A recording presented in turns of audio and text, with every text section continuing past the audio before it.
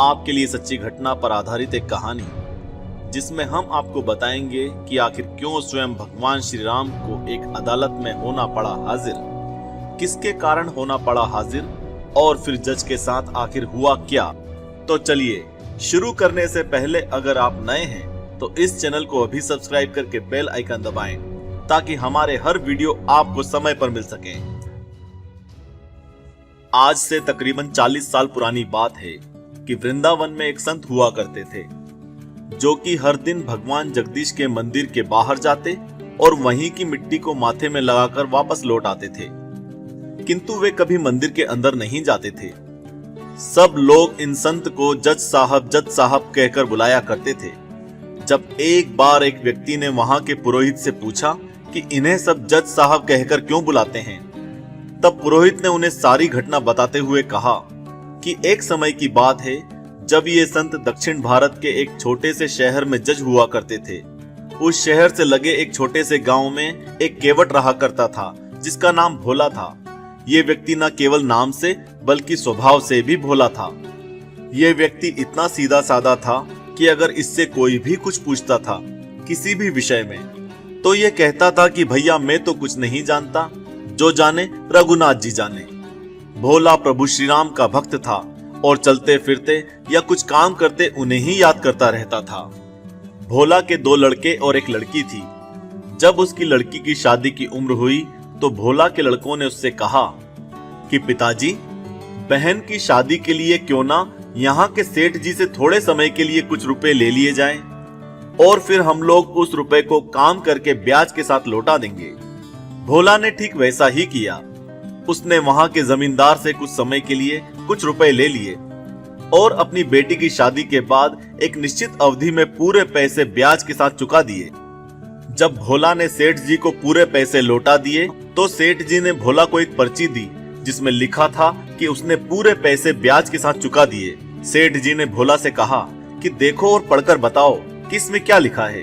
अब भोला तो बेचारा अनपढ़ और सीधा साधा था, वो क्या जाने, तो उसने हमेशा की तरह ही बोला कि मैं कुछ नहीं जानता, जो जाने रघुनाथ जी जाने।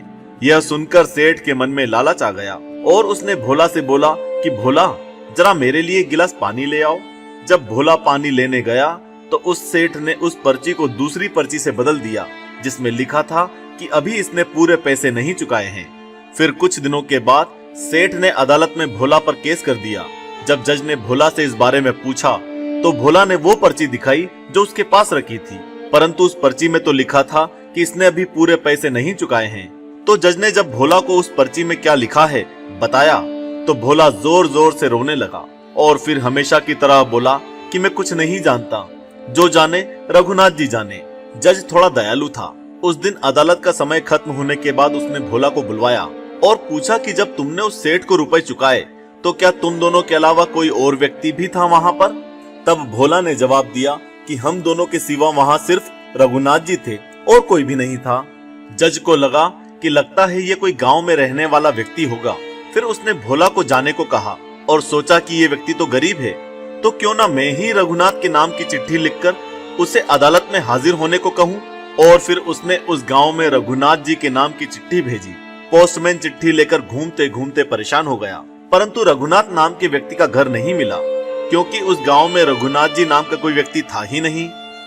अंत में एक व्यक्ति ने उसे बताया कि यहाँ पर रघुनाथ का एक मंदिर है, हो सकता है कि ये चिट्ठी वहां की हो। फिर पोस्टमैन ने वैसा ही किया। वो उसी रघुनाथ जी के मंदिर में गया जहां भोला रहता था।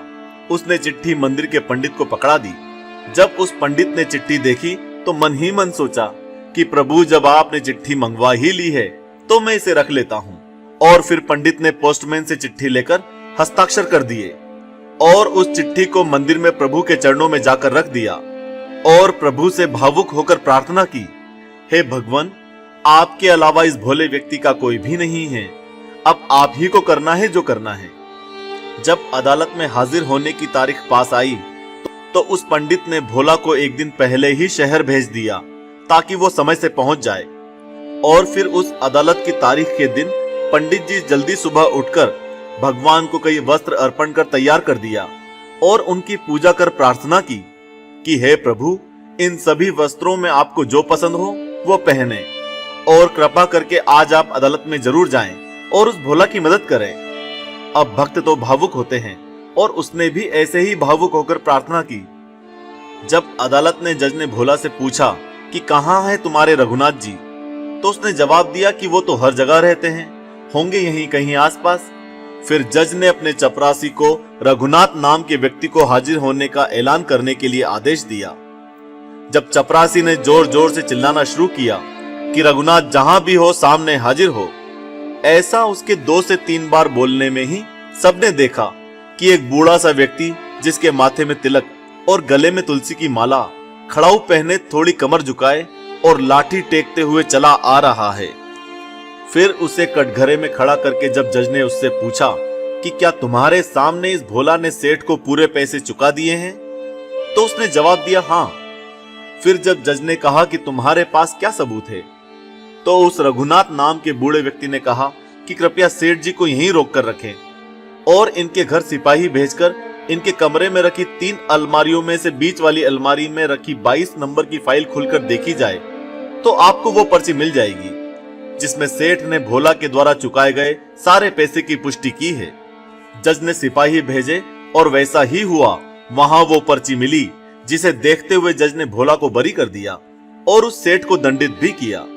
फिर उस गवाह के जाने के बाद उस जज ने भोला से पूछा कि ये रघुनाथ कहाँ रहता है, तो भोला ने बोला वहीं जहां हम रहते हैं। तो जज ने पूछा तुम कहां रहते हो, तो उसने कहा कि मंदिर में। फिर जज साहब ने बोला तो क्या इन्होंने वो मंदिर बनवाया है, तो केवट बोला साहब अब मैं आपको क्या समझाऊं, आप तो पढ़े लिखे हैं। क्या है कि पढ़े लिखे लोगों को भगवान और भक्ति की बात समझाना कठिन होता है। फिर भोला ने बोला कि ये वो हैं जो उस मंदिर में बैठे हैं। फिर भोला के जाने के बाद जज साहब ने पोस्टमैन को बुलाकर पूछा कि ये कौन है, तो उसने बताया कि ये वो व्यक्ति नहीं थे जिसने चिट्ठी लेते समय हस्ताक्षर किए थे। फिर जज साहब जब गांव में गए और उन्हें पूरी घटना का एहसास हुआ तो तुरंत अपने बंगले में लौटे और फूट फूट कर रोने लगे और उन्होंने उसी दिन अपने पद से इस्तीफा दे दिया।